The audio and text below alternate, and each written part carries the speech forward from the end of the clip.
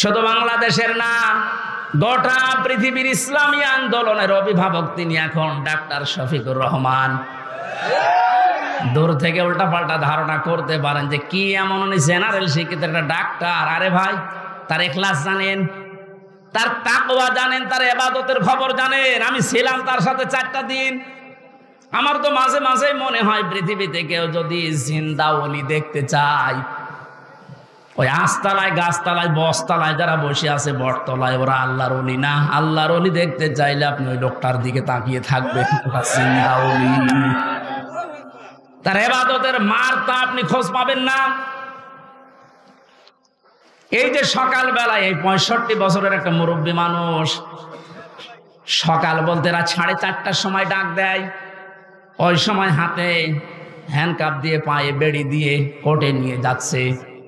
তাও 1-2 কিলোমিটার না, এই কাশিমপুর থেকে একেবারে কোর্ট পর্যন্ত যাওয়া আসা করতে প্রায় 7-8 ঘন্টা সময় লেগে যায়।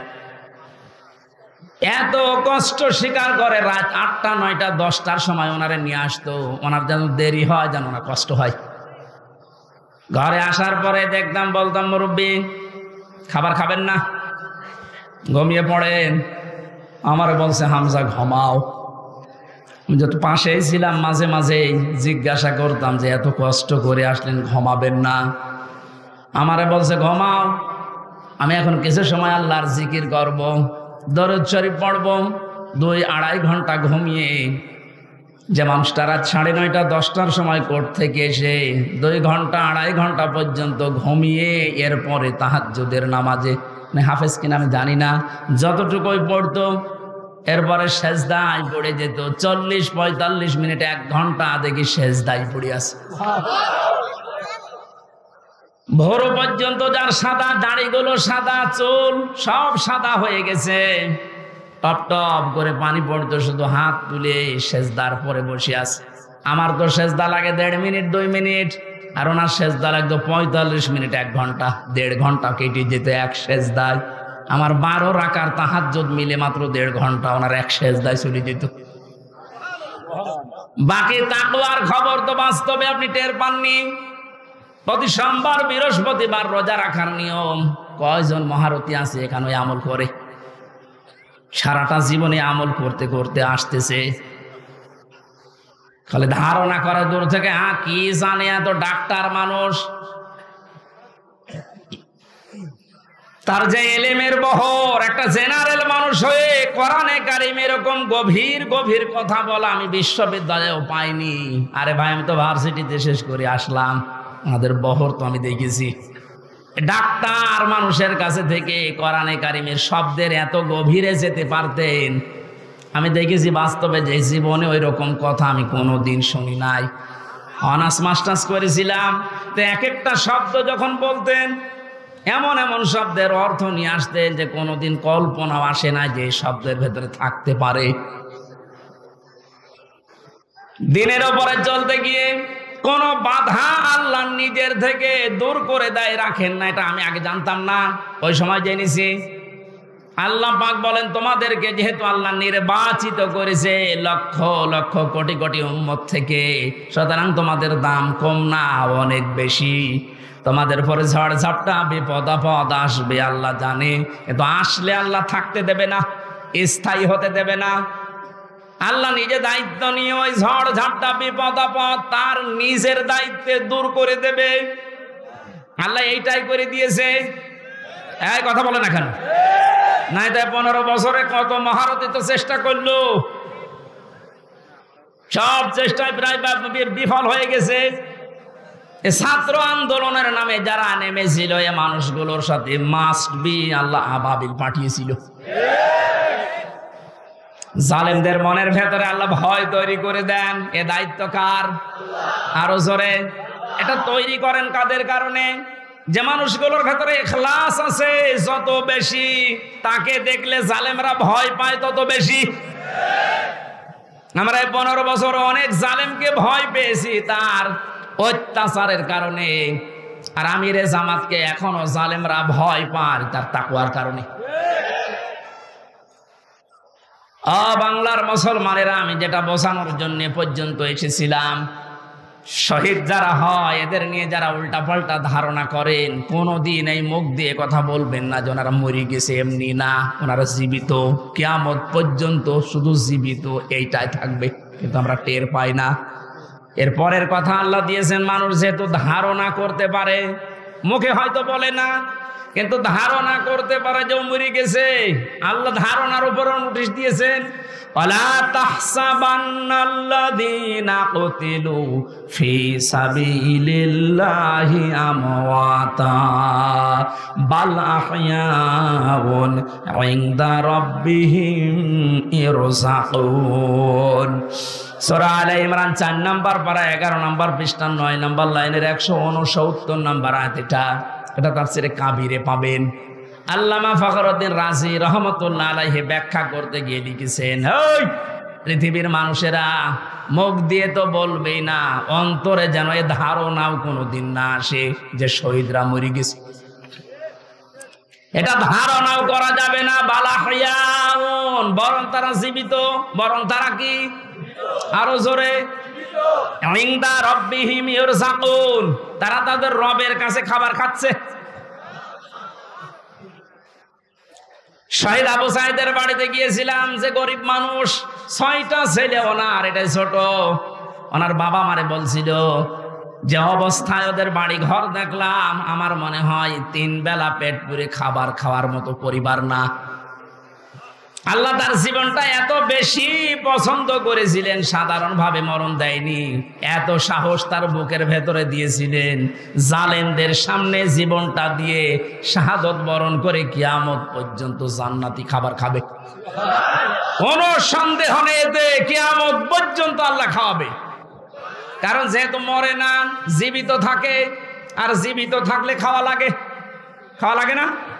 আর খেলে রক্ত গোশত তৈরি হয়, খাবার খেলে মানুষের রক্ত গোশত তৈরি হয়। ওই দিন আমার মাহফিল, দিন রাতের বেলা গিয়েছিলাম ওখানে, রাত 9:30টার পরে অনুষ্ঠান ছিল আমার গাইবান্ধার গোবিন্দগঞ্জে। ওখানে এসে উঠলাম, জেলা আমির সাহেব এসে আমার বলছে, আমির হামজা, 1 মাস আগে এখানে সাব্বির নামে একামতে দিনের একজন, ওকে মেরে ফেলা হয়েছিল। 1 মাস পরে ওর কবর খুঁড়ে কবর ভেঙে গেছে বৃষ্টিতে, দেখলাম ওর কবরের ভেতর থেকে তাজা রক্ত পাওয়া যাচ্ছে। সিরাজগঞ্জবাসী, আল্লাহর কসম করে বলছি, কোরআনের আয়াত আমি 100% বিশ্বাস করি। শাহাদত বরণ করলে সত্যি এরা কিন্তু মরে না, এরা জীবিত। আর জেগে থাকলে যেহেতু খাওয়া লাগে, আর খেলে মানুষের রক্ত গোশত চর্বি চামড়া তৈরি হয়। 1 মাস পরে এই জন্য কবর ভেঙে যাওয়ার পরে দেখা যাচ্ছে ওর রক্ত টাটকা রক্ত। তার মানে আল্লাহ 1 মাস তাকে না খাওয়িয়ে রাখে নাই।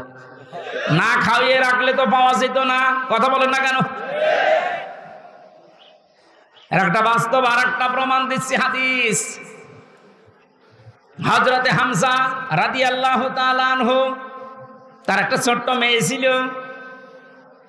সে শহীদ হওয়ার পরে নবীজির কাছে এসে বলেছিল, ভাই, আমার বাবা যে শহীদ হয়েছে, আপনার মুখে আমি শুনেছি, কোরআনে আছে যে শহীদরা মরে না, জীবিত, ওরা নাকি জান্নাতে ঘুরে বেড়ায়।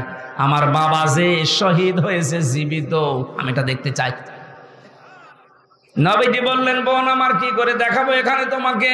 হঠাৎ করে ছোট মেয়েটা আকাশের দিকে তাকিয়ে বলছে, আব্বু আমি এখানে। নবীজি বলছেন, বোন কাকে ডাক দাও? বলছে, আব্বু ওই যে পাখা লাগিয়ে কার সাথে যেন উঠতেছে।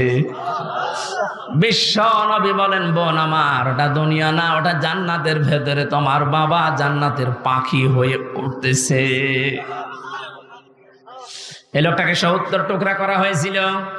এক লজ্জা স্থান কেটে 3 টুকরা করেছে।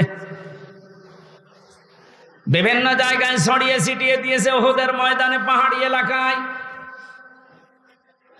সাহাবায়ে কেরাম তার লাশ টুকরা টুকরা গুলো এনে যখন এক জায়গায় করলেন, কয়েকটা টুকরা আর পাওয়া যায়নি, এমন দূরে দূরে তারা ফেলে দিয়েছে। নবীজি নিজের চাদরটা দিয়ে হযরতে হামজাকে ঢেকে দিলেন। মাথা থেকে হাঁটু পর্যন্ত ঢেকেছিল হাদিস এটা, পার বেরিয়ে থাকে, ঢাকা যায় না।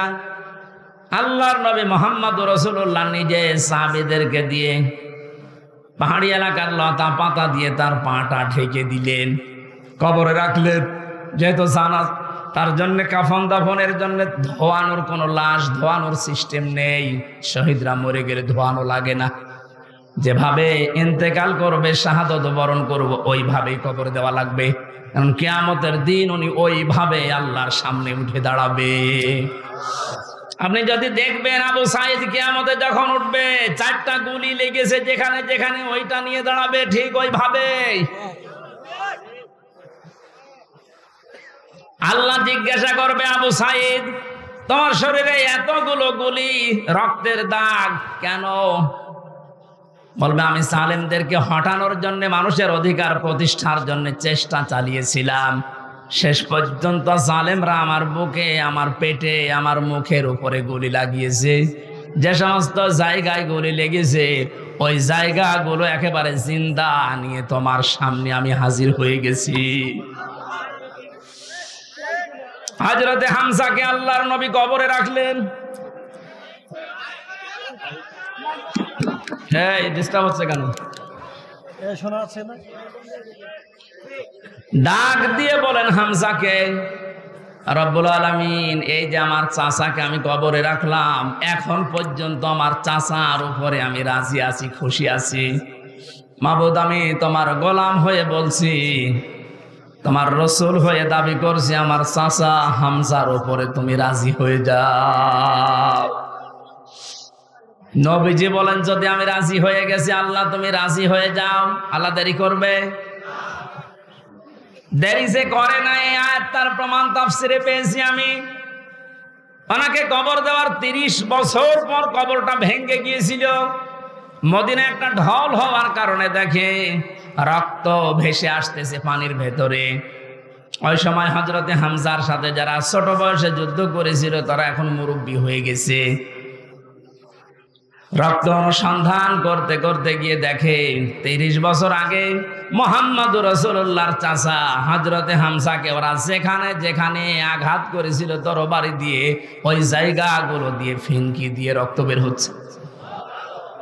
বাংলার মুসলমানেরা ভালোভাবে মিলান, আল্লাহ যে আহয়াউন দিয়ে শেষ করেননি, ইনদা রাব্বিহিম ইরযাকুন, তারা তো জীবিত এবং খাবার খায়। উনি যে খাবার খেয়েছে তার প্রমাণ 30 বছরের তাজা রক্ত। কথা বলেন না কেন? এই জন্য কোনোদিন এই ধারণা করবেন না যে যারা শহীদ হয়ে গেল এরা মরে গেছে, বলবেন তো নাই, ধারণা করা যাবে না।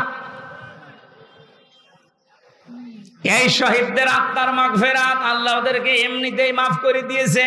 কারণ কি? ওয়ালিয়াকুলামাল্লাহুল্লাযীনা আমানু ওয়া ইয়াত্তাখিযা মিনকুম শুহাদা আল্লাহু লা ইউহিব্বুজ জালিমিন। রব্বুল আলামিন বলেন, কিছু মানুষকে আমি সাধারণভাবে মরণ দিতে চাই না। যার ঈমান এবং যার অ্যাক্টিভিটিস কাজকর্ম আমার কাছে পছন্দ হয়, ওই মানুষটাকে আমি আল্লাহর শাহাদতের মরণ দিয়ে ধন্য করে দেই। আর জেনে রাখো আয়াতের শেষের কথা, আল্লাহু লা ইউহিব্বুজ জালিমিন, কোন জালেমকে আমি ভালোবাসছি না, বাসবো না। এটা মোজারে বর্তমান ভবিষ্যৎ, প্রেজেন্ট ফিউচার। এজন্য জালেম যারা, তাদের কপাল বড় খারাপ। আপনার দুনিয়াও শেষ, আখিরাত তো শেষই। আমি দোয়া করলেও হবে না জালেমদের জন্য, কারণ আল্লাহু লা ইয়াহদিল কওমাজ জালিমিন, জালেমদেরকে আল্লাহ হেদায়েত দিচ্ছে না, দেবে না। আমরা আর যাই করে যেন জালেম হয়ে না যায়। এই শব্দটা যেহেতু খুব গুরুত্বপূর্ণ, জালেম। আজ অনেক জালেম বিদায় নেওয়ার পরে এখন অনেকে নব্য জালেম হওয়ার জন্য চেষ্টা চালাচ্ছে। গতকালকে চুয়াডাঙ্গার একটা খবর শুনলাম, আমি কোরআনের আয়াতের সাথে মিলিয়ে আশ্চর্য হয়ে গেছি। জালেম বিদায় নিল, এ জালেম আসলো কোত্থেকে? সূরা বাকারার 114 নম্বর আয়াতটা। এই এদিকে তাকান। ওমান আযলামু মিম্মান মানাআ মাসাজিদাল্লাহি আইয়ুযকারা ফীহা ইসমুহু ওয়া সাআ ফী খারাবিহা ইলা আখিরি আয়াত। ওরা কোরআনে কারীম থেকে দার্স দিচ্ছিল, এক জালেম এসে বলছে এটা বন্ধ করো, এটা মসজিদের ভেতরে রাজনীতি চলবে না। আমি মিলিয়ে দেখলাম কোরআনে কারিমের আয়াত আল্লাহ মনে হয় ওর নাম দিয়েই নাযিল করেছে। আমান আযলাম, আল্লাহ বলেন বড় জালেম দেখতে চাও? আমি আল্লাহর দৃষ্টিতে সবচাইতে বড় জালেম ওই লোকটা মিম্মাম মানা মাসাজিদ আল্লাহ, যে লোকটা আল্লাহর মসজিদের ভেতরে নিষেধ করে আইয়ুযকারা ফিহা ইসমুহু, তার নামের জিকির করতে, তার নামের আলোচনা করতে আল্লাহর ঘর মসজিদে যারা নিষেধ করে এরা আল্লাহর দৃষ্টিতে বড় জালেম। আমরা মনে করছি জালেম হয়তো বিদায় হয়ে গেছে, না, এখনো নব্য জালেম তৈরি হচ্ছে। এজন্য জালেম যদি কেউ হয়ে থাকেন, বুঝে হন আর না বুঝে হন, থামেন, আপনার কপালে আগুন লাগবে।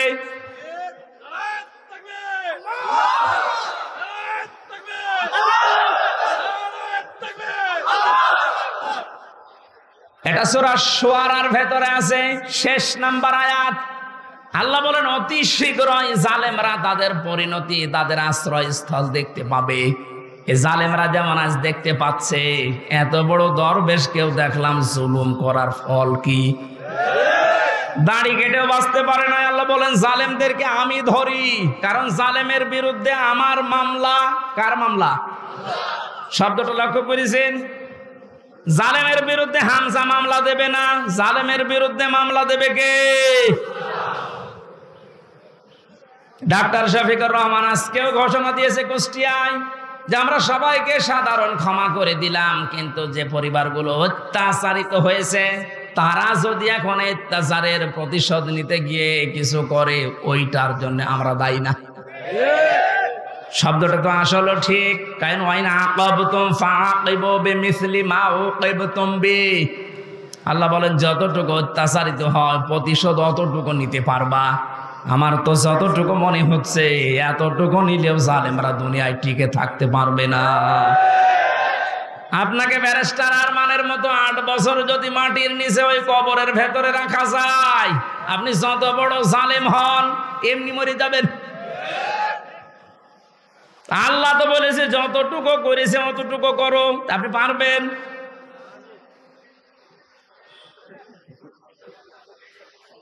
আমার উপরও যতটুকু অত্যাচার হয়েছিল আমি চাই যাদের দ্বারা হয়েছে, যে মানুষগুলোর ইঙ্গিত হয়েছে, আমি ওই মানুষগুলোকে অতটুকু না করে ছাড় দেব না। যে যা বলে বলুক গা, এখন যত না মাফ করে দেন না, কিসের মাফ? কোন মাফ নেই আপনার কারণে। আমার ছোট মেয়েটা আমার এখনো পর্যন্ত চেনে না। দোষ করে যদি আপনি শাস্তি দিতেন আমি মেনে নিতাম, কিচ্ছু জানি না আপনি কেন আমার জীবনে এই কাজ দিলেন। আর যেভাবে রেখেছিলেন আমাকে আর মাওলানা মামুনুল হককে, কোন আলেমকে এত কষ্ট আমার বাংলাদেশে আমি আর শুনি নাই।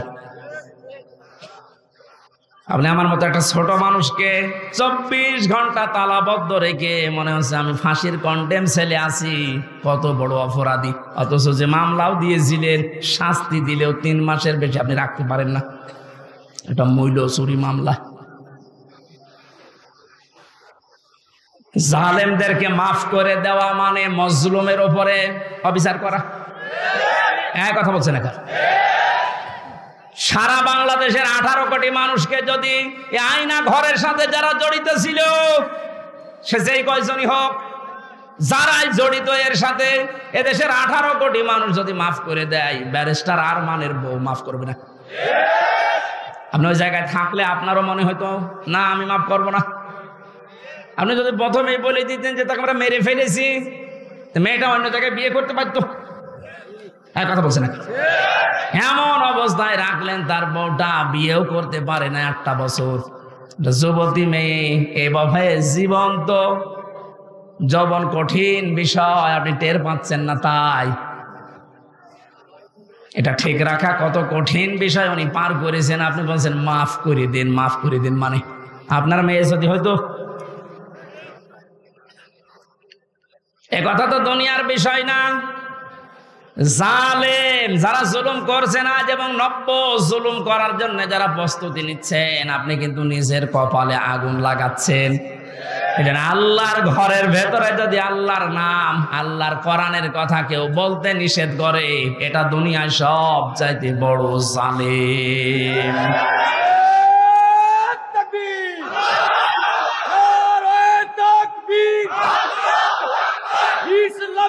শত্রুরা, ইসলামের শত্রুরা, তাকবীর। এবার একটা কঠিন আয়াত বলছি, খুব ভয়ঙ্কর এটা। আমি যে জালেম জালেম জালেম বলছি বারবার, কেন জানেন? কারণ জালেমদের বিরুদ্ধে আল্লাহ নিজে অভিযোগ দায়ের করবেন, নিজে মামলা ঠুকে দেবেন। ইন্নামাস সাবিলু আলাল্লাযীনা ইয়াযলিমুনান নাস।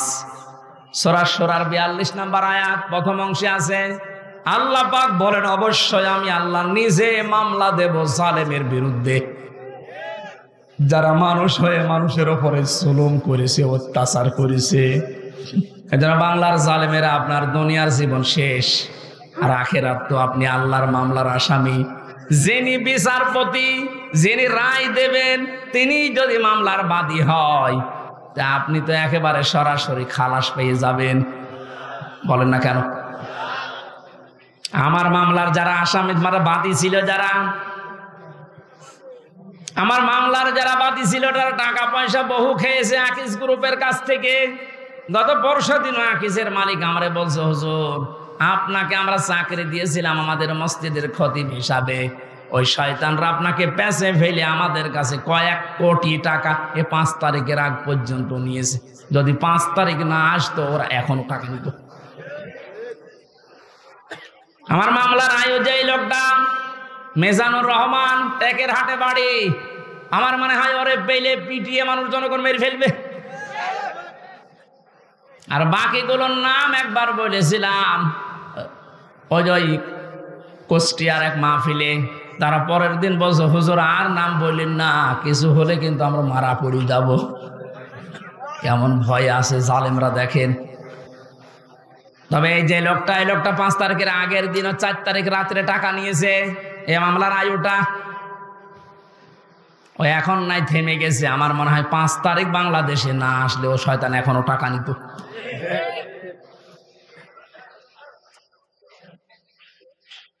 আপনারা তো আল্লাহর মামলার আসামি। আমার মামলা গত বৃহস্পতিবারে সব ঢিসমিস হয়ে গেছে, খারিজ করে দিয়েছে। বিচারপতি দেখে বলছে এটা মামলা হইলো, অথচ ওই বিচারপতি 5 তারিখের আগে বলতো এটা কিছু করা যাবে না। 5 তারিখের পরে এখন এই বৃহস্পতিবারে ও নিজে দেখে বলছে কি বিচার করব, কোনো মাল নেই। অনেক নিজে পড়ে পড়ে দেখছে, বলছে কোনো মাল ম্যাটারেস নেই, কি দেখে বিচার করব, যা সব বাদ। আমাদের সবাইকে খালাস দিয়ে দিয়েছে। যে খালাসি যখন দিয়ে দেবেন, তো 3 বছর আপনি বিনা কারণে জেল খাটালেন কোন কারণে? খালাস দেওয়া মানে কি কোনো অপরাধ নেই, কোনো দোষ আমরা পাইনি নাকি? খালাস দেওয়া মানে তো এই, তাহলে দোষ তো আমার নেই, আপনি নিজেই প্রমাণ করে দিলেন। বিনা কারণে যে 3টা বছর নষ্ট করলেন। গতকালকে একজন মুসলমান হয়েছে পরশুদিন। আমার মনে হয় 3টা বছরে যদি আমি বাইরে থাকতাম, এই 20 সালের আগ পর্যন্ত 53 জন মানুষ মুসলমান হয়েছিল কোরআন শোনার পর। বের হয়ে একজন হয়ে গেল। 3 বছর থাকলে আমার মনে হয় এখনো পর্যন্ত 50 জনের উপরে মানুষকে আমি জান্নাতে দিতে পারতাম। আপনি সুযোগ থেকে বঞ্চিত করে দিলেন। এজন্য জালেম যারা, তারা হামজার মামলার আসামি না। হামজার মামলার আসামি তো হবে নেই, কিয়ামতে আমি না পাপ করলে আপনি জান্নাত যেতে পারবেন না। আর সবচাইতে বড় দুঃখ আপনার জন্য, আপনি আল্লাহর মামলার আসামি। আল্লাহ আমাদের হেফাজত করুন জালেম হওয়া থেকে, বলেন আমিন। আমিরে জামাত শুধু একবার একটু ইঙ্গিত দিয়েছে, এক জালিমের হাত থেকে মুক্তি পেয়েছে, আর কোন জালেম যেন আমাদের মাথার উপরে বসতে না পারে। আর অনেকের এখন দেখছি চুলকানি আরম্ভ হয়ে গেছে। কোন কারণ আপনার চুলকানি আসবে? আপনি কি জালেম? তার মানে আপনি নিজের থেকেই মনে মনে ভাবছেন যে আমি এগুলো করছি, সামনেও করব। আপনিও জালেম। ঠাকুর ঘরে কে রে? আমি তো কলা খাই। অনেকে আপনার নাম বলে বলেছে, বলেন কোন কারণে নিজের দিকে টেনে নিন?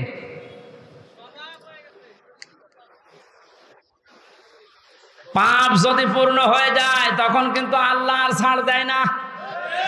ওয়ালা ইয়াহসাবান্নাল্লাযীনা কাফারু আন্নামা নুমলি লাহুম খায়রুল লিআনফুসিহিম ইন্নামা নুমলি লাহুম লিয়াজদাদু ইসমা ওয়া লাহুম আযাবুম মুহিন। কাফেররা ধারণা করে আমাদের চেয়ার যে বসে আছি ক্ষমতার চেয়ার, এর নরম চড়ম নেই, এটা মনে হয় আল্লাহ ভালোবেসে আমাদেরকে দিয়েছে। আল্লাহ বলেন না, ওরা মনে করে আমাদের কল্যাণের জন্য চেয়ার, আমরা যা করছি সবই তো বৈধ। আল্লাহ বলেন তোদেরকে তোদের পাপের বোঝাটা পরিপূর্ণ করার জন্য আমি আল্লাহ চেয়ারে বসিয়ে রেখেছি। ওরা সর্বশেষ পাপের বোঝা পরিপূর্ণ করেছে ইসলামী আন্দোলন, একামতে দিন, জামাত ইসলামকে নিষিদ্ধ করার মাধ্যমে। এটা না করলে পাপের বোঝা পরিপূর্ণ হচ্ছিল না। যেই শয়তানগুলোর পরামর্শ এটা করেছিল, শয়তান এখন সব ডিম খাচ্ছে, সবগুলো ডিম খাচ্ছে, পচা ডিম। হ্যাঁ, কথা বলে না কেউ? লিয়াজদাদু ইসমা, ওদের পাপের বোঝা 5 তারিখের আগ পর্যন্ত পূরণ হয়নি। যেই করেছে 1 তারিখে, 4 তারিখের ভেতরে আল্লাহ সব কমপ্লিট করে। ওয়ালাহুম আযাবুম মুহিন, ওদের জন্য অপমানজনক শাস্তি। এর চাইতে আর কত অপমান হবে বলেন? বলছিলেন না তানজিলা আমির যে কেক মারছে, আমার মনে হয় আমরাও সুযোগ পাচ্ছি না, সুযোগ পেলে আমরাও 2-1টা দিতাম। কারণ আপনারা যা করেছেন আমার সাথে, কম বেশি এই দেশে যদি 10 জন আলেমকে পরিস্থিতির দিক থেকে, এলেম আমল না, শুধু পরিস্থিতির দিক থেকে 10 জন মানুষকে সারা বাংলাদেশে চেনে, তার ভেতর আমি একজন। পেটের ভেতর থেকে শুনতে শুনতে আসে যে হামজা বলে একজন আছে। গাড়িতে আসার সময় মায়ের কোলে বসে বসে কি খাচ্ছে, চিপস খাচ্ছে, আর বলছে ওই যে হামজা দাস। তার মানে ও পেটের ভেতরে শুনে এসেছে যে হামজা নামে একজন আছে। এইরকম একটা পরিচিত মানুষের সাথে আপনি আমার মাজায় দড়ি দিয়ে, মায়ের ভেতরে বেড়ি দিয়ে, তাও ডান্ডা বেড়ি, হাতের ভেতরে আপনি হ্যান্ডকাপ দিয়ে, কালো কাপড় দিয়ে চোখ বেঁধে আপনি 11 ঘন্টা টাঙিয়ে রাখলেন, আপনি মানুষ। আবার যখন দড়ি দিয়ে টেনে নিয়ে যেত আদালত প্রাঙ্গণে, মনে হতো তো ছাগল টেনে নিয়ে যাচ্ছে।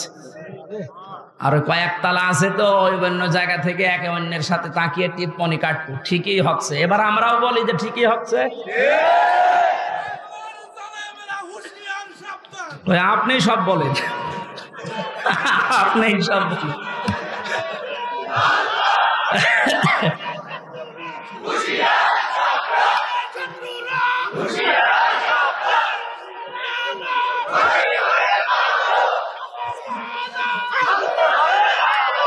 আলহামদুলিল্লাহ ভাই,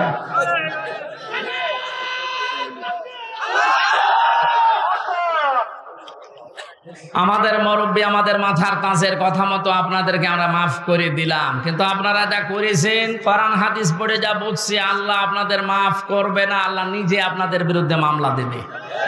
এখানে জালেম যারা এবং জালেম এখন যারা নতুন করে হচ্ছেন, আপনারা আল্লাহর মামলার কেসের আসামি। খুব গুরুত্বপূর্ণ বিষয় এটা, খেয়াল করে জীবন চালাবেন। যে মানুষগুলোর আত্মার মাগফিরাত এবং রূহের আহত মানুষদের সুস্থতায় কামনায় তাফসীর মাহফিলের আয়োজনে, বিশাল আয়োজনে যারা আঞ্জাম দিয়েছে, যারাই খেদমত করেছে এত বড়, আল্লাহ প্রত্যেককেই তাদের মনের কামনা বাসনা পূরণ করুন। আমরা বারবার বলছি, আমরা কিন্তু এখনো পর্যন্ত বিজয় অর্জন করতে পারি না, আমরা শুধুমাত্র স্বাধীন হয়েছি কেবল। আমরা জুলুম মুক্ত হয়েছি, এখনো পুরোপুরি না, ষড়যন্ত্র তো থেমে নেই। এই জন্য আসল বিজয় হবে তখন যখন দেখব কোরআনে কারিম দিয়ে 56,000 বর্গ মাইল চলছে। কারণ এই দেশটায় 53 বছরে বাবা চালিয়েছে, স্বামী চালিয়েছে, চাচা চালিয়েছে, বুবু চালিয়েছে, ভাবি চালিয়েছে, সবই আমি না দেখিয়ে মুরব্বীরা দেখেছি। এক কথা বলে না কেন? শুধুমাত্র এখন দেখতে বাকি আছে এইটা দিয়ে চললে কেমন লাগে, এইটা দিয়ে যেন সংসদ চলে, দেশটা চলে, দেখতে চান না?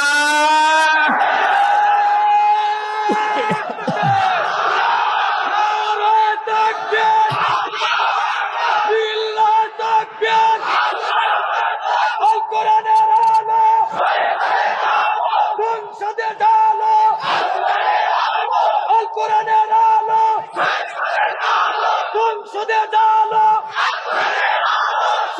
মুসলমানের আস্তানা এই দাম আলহামদুলিল্লাহ। অনেককে এখন এই নতুন একটা পায়তারা আজ 2 দিন থেকে শুনছি আরম্ভ করেছে যে ইসলাম যদি যায়, এরা ভুলভাল আপনাদেরকে বোঝাচ্ছে, যদি ইসলাম যায় মেয়েরা আপনারা কিন্তু আবার ঘরবন্দি হয়ে যাবেন। এই জুজুর ভয় দেখিয়ে লাভ নেই, মেয়েরা এখন বুঝতেছে। আপনি স্ট্যাটাস গুলো পড়েন ফেসবুকে, অধিকাংশ মেয়েরা এখন বলতে চাচ্ছে ইসলাম আসলে আমরা মায়ের কোলে থাকবো। আমিরে জামাত ঘোষণা দিয়েছে যদি আল্লাহ আমাদেরকে কবুল করেন, মেয়েরা যে নিরাপত্তা পাবে কিয়ামত পর্যন্ত এই দেশের মেয়েরা ভুলতে পারবে না যে আবার কোরআন বাদে অন্য কিছু আসবে। আমরা ওইটা দেখাতে চাই, দেখাবো ইনশাআল্লাহ। কোরআনের সূরা সূরা, সূরা মানে সংসদ, সূরা মানে কি? যেহেতু সংসদ নির্বাচন সামনে আসছে, সংসদ নির্বাচন করার জন্য যে 7টা পদ্ধতি আছে, 7টা গুণ দেখে দেখে নেতা নির্বাচন করা যায়, ওই কথাগুলো আল্লাহ সূরা সূরার ভেতরে দিয়েছেন। আমরা মাত্র একটা আয়াত পড়েছি, আয়াতের নাম্বারও 7। কত? আমরা সবকিছু বাদ দিয়ে সরাসরি কোরআনের এই আয়াতে যাচ্ছি। আল্লাহ পাক বলেন ওয়াকাযালিকা আওহাইনা ইলাইকা, আমি এইভাবেই করে হে নবী আপনার প্রতি ওহী নাজিল করেছি। এই আয়াত নাজিল করা দেখে বোঝা যাচ্ছে এর আগেও আল্লাহ বিভিন্ন নবীদের উপরে ওহী দিয়েছিলেন নাকি? ধারাবাহিকতায় বিশ্ব নবীও পেয়েছেন। আল্লাহর নবীকে আল্লাহ যেটা দিলেন কোরআনান আরাবিয়্যা, নবীকে যে আল্লাহ ওহী দিয়েছেন তার নাম আরবি কোরআন। কি কোরআন? এই ভাষাটা যেহেতু আমাদের মাতৃভাষা না, এই জন্য আমাদের কাছে একটু কঠিন লাগে, কিন্তু পৃথিবীতে সবচেয়ে সহজ ভাষা আল্লাহ জানিয়েছেন আরবি ভাষা। ওহী যেহেতু কোরআনে কারীম আরবি ভাষায় এসেছে, মুসলমানেরা আমাদেরকে এখন ইমানের দাবি অনুযায়ী আরবি ভাষায় শুদ্ধ করে কোরআন শিখতেই হবে, মাস্ট বি। আমি অনেক পীর সাহেবের মুরিদ, অনেক ইসলামী আন্দোলনের ভাইদেরকেও দেখেছি কোরআনে কারিমের কাছে যে ওরা দুর্বল। শুদ্ধ করে কোরআন পড়া বোঝার যে সিস্টেম গুলো চালু আছে, এটা 100 ভাগ এখন আমাদের ফলো করা লাগবে।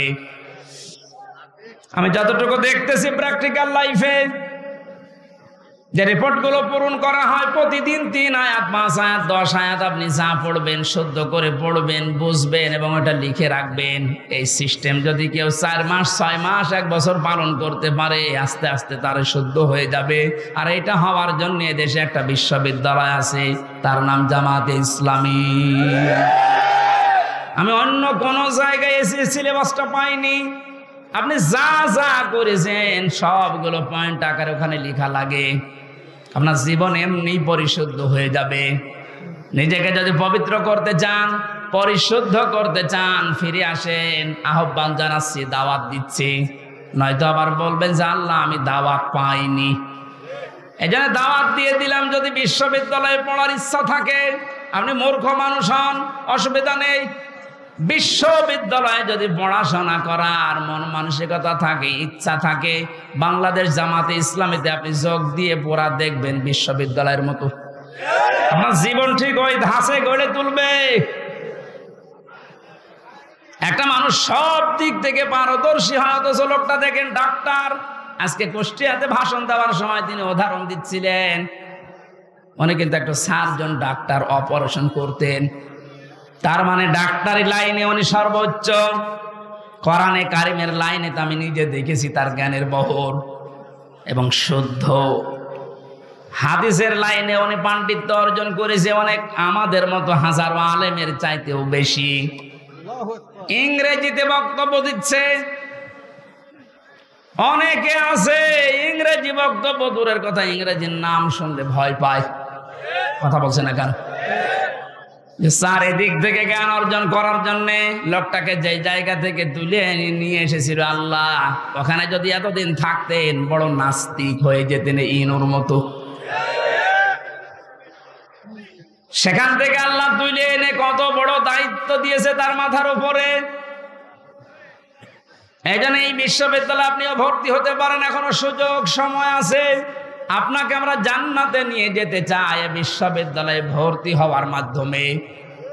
সাফ কথা বলছি, জীবনে গুনাহগার যদি হয়ে থাকেন, গুনাহ অল্প স্বল্প যায় থাক, যদি একামতের দিন কায়েম করা লাগবে দিন, এই আন্দোলনের সাথে একনিষ্ঠভাবে ইখলাসের সাথে লেগে থাকতে পারেন, আমি কোরআন হাতে নিয়ে গ্যারান্টি দিতে পারি আল্লাহ আপনাকে জাহান্নামে দেবে না। সূরা সফের আয়াত।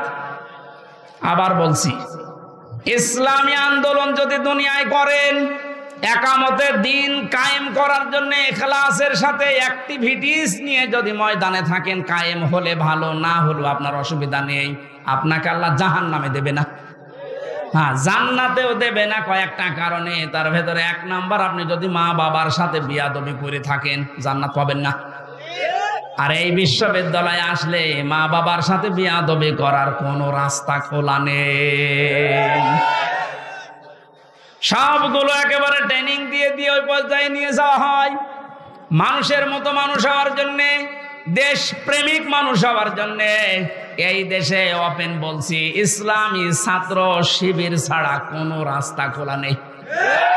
আপনি যদি চ্যালেঞ্জ দিতে চান, নিয়ে আসেন অন্য সংগঠনগুলো, আমি একটা শিবিরের ছেলেকে নিয়ে যাব, তামাম দুনিয়া সব নিয়ে আসেন। 100 ভাগ না হলে আমি 99 ভাগ গ্যারান্টি দিতে পারি, ওদের চরিত্র যদি 100 ভাগের 10 ভাগ ঠিক হয়, এর চরিত্র 100 ভাগের 70 ভাগ ঠিক থাকবে। আল্লাহ রাব্বুল আলামিন কোরআনে কারীমকে যেহেতু ওহী হিসাবে আরবি ভাষায় দিয়েছেন, এখানে শুনলাম একটা মাদ্রাসা আছে, আমি যে বাড়িতে ছিলাম তিনি বলছিলেন আপনাদের একটা সুযোগ আছে, আল্লাহর এই ওহীকে শিক্ষা করার জন্য এরকম মাদ্রাসায় আপনি ভর্তি হয়ে যান, যে বয়সে থাকেন। কোরআন শুদ্ধ করা ছাড়া, কোরআন পড়া ছাড়া আল্লাহর নিকটবর্তী হওয়া যাবে না। ইমাম মালিক বলেছিলেন, মাবুদ তোমার প্রিয় হওয়া যায় কিভাবে? 100 বার তিনি আল্লাহকে স্বপ্ন দেখে একই কথা বলেছিলেন যে তোমার প্রিয় হওয়া যায় কি করে? আল্লাহ পাক বলেন, ইমাম মালিক কোরআন পড়ো, কোরআন পড়ো। উনি বারবার প্রশ্ন করতেন, আল্লাহ বুঝে পড়বো না বুঝে পড়বো? আল্লাহ পাক বারবার জবাব দিয়েছেন, বুঝে পড়ো না বুঝে পড়ো, শুদ্ধ করে পড়ো, তার তিলের সাথে পড়ো, আমি আল্লাহর প্রিয় পাত্র হয়ে যাবে। এজন্য আমরা যেহেতু মালিকের প্রিয় হতে চাই, এজন্য আমাদের শুদ্ধ করে মাস্ট বিয়েটা পড়া শেখাই লাগবে। আল্লাহ রাব্বুল আলামিন এর পরে বলেন, লিতুনযিরা উম্মাল কুরা ওয়া মান হাওলাহা। হে নবী, এই কোরআন দিয়ে আপনি মক্কার এবং মক্কার আশেপাশে যা আছে, এই আশপাশ বলতে তামাম দুনিয়া বুঝিয়েছেন আল্লাহ। তাফসীর ইবনে কাসিরে লিখেছে, আমান হাওলাহা মানে সমগ্র পৃথিবী। সুতরাং এখন নবী নেই, উনি থাকলে এই কাজটা করতেন। সৌদি আরব থেকে বাংলাদেশে এসে আপনাদেরকে সতর্ক করতেন। এই সতর্ক বাণী পড়া কোরআন শরীফে আছে 500টা। কয়টা? সবচেয়ে বেশি যেই বিষয়টা দিয়ে মানুষ সতর্ক হতে পারে তার নাম কিয়ামত। কারণ এইটার জবাবদিহিতা যতদিন পর্যন্ত আপনি উপলব্ধি করতে না পাবেন যে কিয়ামত হবে, আল্লাহ বলে না, তুনজিরা ইয়াউমাল জামিউ লা রাইবা ফি, ওই দিন সম্পর্কে সতর্ক করো যেদিন সম্পর্কে কোনো সন্দেহ নেই, সন্দেহের অবকাশ পর্যন্ত নেই। মানুষের জীবন পরিচ্ছন্ন হওয়ার জন্য 8টা মাধ্যম আছে, তার 1 নাম্বার মাধ্যম এইটা যে যত বেশি জবাব দিতে হবে, আল্লাহর দরবারে দাঁড়াতে হবে, এরকম টেন্ডেন্সি যত বেশি তৈরি করবে তার জীবন তত বেশি পরিচ্ছন্ন হবে। খলিফাতুল মুসলিমিন হযরত আবু বকর সিদ্দিক রাদিয়াল্লাহু তাআলা আনহুকে তার স্ত্রী উম্মে রোমানা ডাক দিয়ে বললেন, স্বামী আমার, বাইতুল মালে যিনি দায়িত্বে আছে খাজানচিতে, অর্থমন্ত্রীকে আপনি বলেন আগামী মাস থেকে যেন আগামী মাসের যে বেতন আছে ওটা যেন অ্যাডভান্স আমাদেরকে দিয়ে দেয়। উনি বললেন, কেন? ছেলে আপনার পায়েস খেতে চেয়েছে, পায়েসের টাকা আমাদের কাছে নেই। চলে গেলেন বাইতুল মালে, ডাক দিয়ে বললেন, আমার কিছু টাকা পয়সা লাগবে, যেহেতু এ মাসের টাকা আমি নিয়ে নিয়েছি, আগাম মাসের টাকা আমার অ্যাডভান্স দিয়ে দেন। বাইতুল মালে যিনি দায়িত্বে ছিলেন তিনিও ওই রকমই তেল মারা মানুষ না।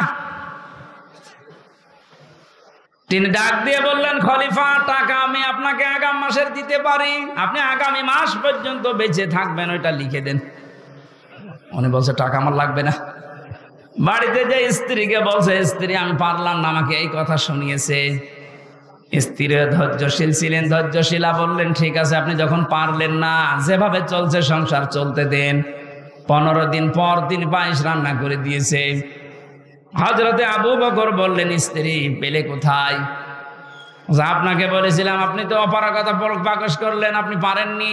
আমি প্রতিদিন 1 মণ 1.5 মণ করে তুলে রাখতাম এই আটা চাউল যাই বলেন। এই 15 দিন তুলতে তুলতে প্রায় 2 কেজি হয়ে গেছে। ওটা পাশের বাড়িতে বিক্রি করে আমি আজকে এই পায়েসের ব্যবস্থা করেছি, কোনো উল্টাপাল্টা কাজ করিনি। উনি বললেন ঠিক আছে সন্তান আব্দুল্লাহ ভালো করে খাও। দৌড় দিয়ে চলে গেলেন বাইতুল মালের খাজানচির কাছে, বললেন বাইতুল মালের দায়িত্বে আছো, অর্থমন্ত্রী আগামী মাস থেকে আমার বেতন যদি 12,000 টাকা দিতে থাকো তো 2,000 টাকা কম দিও। কেন? কারণ 10,000 টাকা হলেও আমার সংসার চলে, এটা আমি দেখেছি। আমার মনে হচ্ছে এই যে কিয়ামতের জবাব দিতে হবে টেন্ডেন্সি তার ভেতরে কোন পর্যায়ে ছিল আপনি বলেন। আর 1628 জন মানুষ দায়িত্বে আছে, দায়িত্বে যে সরকার আছে থাক, এর এই 1628 জন মানুষ শুধু এখন যদি আবু বকরের মতো এই চিন্তা নিয়ে দেশটা চালায়, আমার মনে হচ্ছে 16 ঘন্টায় এই দেশটা একেবারে রোল মডেল হয়ে যাবে। এতদিন যারা রোল মডেল করেছিল, কি মডেল দেখিয়েছেন আপনি? কি মডেল দেখিয়েছেন? এটা একটা জরিপ পেলাম আজকে, এটা শোনালে আপনার মাথা খারাপ হয়ে যাবে। অবশ্য চাক 2009 সালে পিলখানার নির্মম হত্যাকাণ্ড, আমার সাথে 1500 জন মানুষের, তার ভেতরে আমার মনে হয় 900 মানুষকে তো আমি পরিচয় করেছিলাম বিডিআর বিদ্রোহের নাম দিয়ে। এই 14-15 বছর বেকার তারা জেল খাটতেছে, কিচ্ছু জানে না, এমনও মানুষ আছে। পঞ্চগড়ে এক মুরব্বীর সাথে পরিচয় ছিল, বলছে আমি রিটায়ার্ড করবার 1 মাস পরে, অথচ 15 বছর 14 বছর আমি জেলে আছি। 2013 সালে হেফাজতের কর্মীদের শাপলা চত্বরে যে নির্মম হত্যাকাণ্ড, 2014 সালে একক নির্বাচন, 2018 সালে কোটা আন্দোলনকারীদের নির্মম নির্যাতন, 2018 সালে নিরাপদ সড়ক আন্দোলনকারীদের নির্মম নির্যাতন, 2018 সালের নির্বাচনী গায়েবী ভোট, বিরোধী দলীয় নেতা কর্মীকে গুম, খুন, হত্যা এবং আয়নাঘর, 11 লক্ষ কোটি টাকা বিদেশে পাচার, তার ভেতরে এক দরবেশি 36,000 কোটি টাকা। এটা 11 লক্ষ কোটি। দলীয় প্রয়োজনে পুলিশকে ব্যবহার, বাক স্বাধীনতা কেড়ে নেওয়া, সর্বশেষ 2024 সালে কোটা আন্দোলনের নামে গণহত্যা। এর একটা অস্বীকার করতে পারবেন? আমি দেয়নি, বিবিসি দিয়েছে জরিপটা।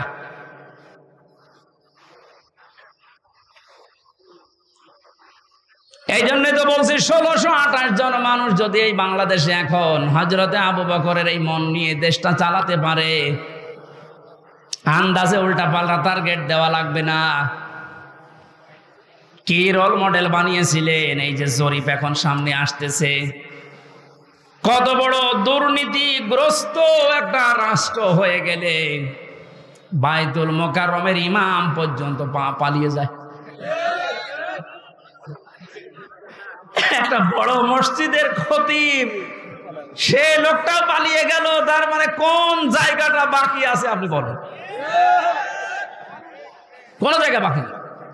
একটা মসজিদের খতিব যদি পালিয়ে যায়, আসলটা তো পালিয়েছে, মসজিদের খতিব পালিয়েছে, তার মানে তামাম দুনিয়া দেখেছে যে আপনি কোন পর্যায়ে দুর্নীতিকে নিয়ে গিয়েছিলেন।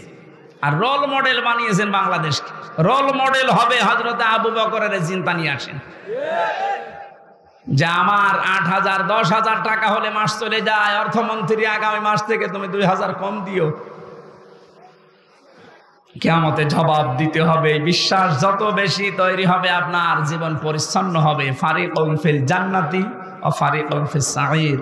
একদল মানুষকে আল্লাহ জান্নাতে প্রবেশ করাবে, একদল মানুষকে জাহান্নামে দেবে। সুতরাং যাদেরকে জান্নাতে দেওয়ার ঘোষণা দিচ্ছেন, আল্লাহ যেন এই দলে শামিল হওয়ার তৌফিক দেন। আমিন, আল্লাহুম্মা আমিন। লা ইলাহা ইল্লা আনতা সুবহানাক ইন্নী কুনতু মিনাজ জালিমিন। ও মাবুদ, কোরআনে কারীমের কথাগুলো শোনার জন্য মানুষগুলো এত পাগল, এদের উপরে তোমার খাস রহমত নাজিল করে আল্লাহ। এই আয়োজনে যদি খুশি হয়ে সব দিয়ে থাকো, আমাদের নবীজির রওজায় পৌঁছিয়ে দাও। তামাম দুনিয়ার মাটির নিচে যত মানুষ ঘুমিয়ে গেল আল্লাহ মাফ করে দাও। যে সমস্ত শহীদদের আত্মার মাগফিরাত এবং অসুস্থ মানুষদের সুস্থতায় কামনায় এই মাহফিলের আয়োজন, আল্লাহ তুমি সব দেখতে পাচ্ছ, সব শুনতে পাচ্ছ। ওদেরকে তুমি শাহাদাতের উচ্চ মর্যাদা দান করো, আহতদের তুমি শেফায়ে কামেলা জেলা নসিব করে দাও। এ বাংলাদেশে আমরা স্বপ্ন দেখি কোরআন দিয়ে চলবে, আল্লাহ আমাদের কোনো স্বপ্ন নেই। এটা আমাদের রাজনীতিও না, এটা তোমার নীতি। যেহেতু তুমি জানিয়েছো কোরআনে কারীম দিয়েছি রাষ্ট্র চালাতে, আমরা এটা চাই তুমি চোখে দেখার তৌফিক দাও। যা করা লাগে আমরা তোমার হাতে দিলাম। আল্লাহুম্মা ইন্না নাজআলুকা ফি নুহুরিহিম ওয়া নাউযু বিকা মিন শুরুরিহিম।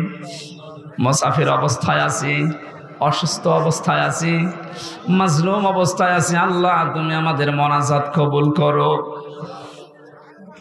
জীবনে কিচ্ছু চাই না আমাদের নিজেদের জন্য, শুধু এইটা চর্ম চোখে দেখতে চাই যে কোরআন দিয়ে দেশটা চলছে। মা বোনেরা পর্দায় আছে, পর্দায় থাকার তাও